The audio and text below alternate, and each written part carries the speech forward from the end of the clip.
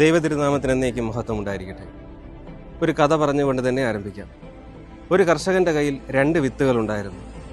അതിലൊരെണ്ണം അവൻ ഭവനത്തിൽ സൂക്ഷിക്കുകയും രണ്ടാമത്തേത് മണ്ണിൽ നടുകയും ചെയ്തു. മണ്ണിൽ നട്ടതിനെ ഓർത്ത് അവന് നഷ്ടബോധം തോന്നിയെങ്കിലും അത് കുറച്ച് ദിവസങ്ങൾക്ക് ശേഷം അത് വളർന്നൊരു വൃക്ഷമായി മാറി അവന് വളരെയധികം ഫലങ്ങൾ നൽകി.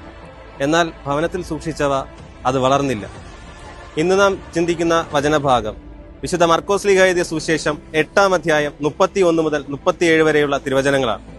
വേദഭാഗം പരിശോധിക്കുമ്പോൾ യേശു തന്റെ ദൈവിക ദൗത്യമായ സഹനം, തിരസ്കരണം, മരണം, ഉയർപ്പ് എന്നിവയെക്കുറിച്ച് ശിഷ്യന്മാരോട് സംസാരിക്കുന്നു. അപ്പോൾ പത്രോസ് ശ്ലീഹ അത് എതിർക്കുന്നു. അപ്പോൾ നിന്റെ ചിന്ത ദൈവികമല്ല, മാനുഷികമാണ് എന്ന് പറഞ്ഞ് യേശു പത്രോസിനെ ശകാരിച്ചു. ശേഷം ജനക്കൂട്ടത്തെ അടുത്ത് വിളിച്ച് ഇപ്രകാരം പറയുന്നു: എന്നെ അനുഗമിക്കാൻ ആഗ്രഹിക്കുന്നവൻ സ്വയം പരിത്യജിച്ച് അവന്റെ കുരിശുമെടുത്ത് എന്നെ അനുഗമിക്കട്ടെ. ഇവിടെ അനുഗമനമെന്നാൽ അത് സുഖത്തിന്റെ വഴിയല്ല, മറിച്ച് സമർപ്പണത്തിന്റെ വഴിയാണ്. ജീവൻ രക്ഷിക്കുവാനായി അത് പിടിച്ചു വയ്ക്കുന്നവൻ അതിന്റെ അർത്ഥത്തെ നഷ്ടപ്പെടുത്തുന്നു. എന്നാൽ അത് ദൈവത്തിന് വേണ്ടി സമർപ്പിക്കുന്നവൻ നിത്യജീവൻ നേടുന്നു എന്ന് യേശു നമ്മെ പഠിപ്പിക്കുന്നു. ഇനി നാം ചോദിക്കേണ്ടത് അല്ലെങ്കിൽ ചിന്തിക്കേണ്ടത് 2 കാര്യങ്ങളാണ്.